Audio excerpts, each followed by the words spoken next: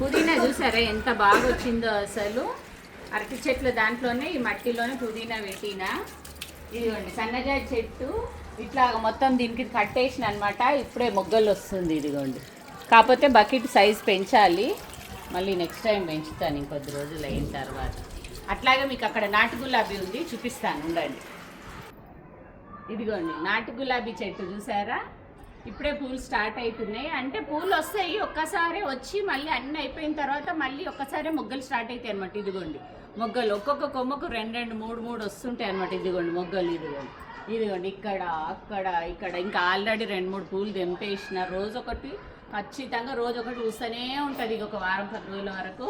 అట్లాగే కాకడాల చెట్టుకు మొత్తం ఇంకా కాకడాలు అన్నీ తెంపేసినా మళ్ళీ ఇదిగోండి కొత్త చిగురు వస్తుందన్నమాట. కాగడాల చెట్టు వీడియో తీస్తే అయితే ఆ video full video 8K views వచ్చినాయి. చాలా మంది చాలా బాగుంది చెట్టు అని అయితే చాలా అన్నారు.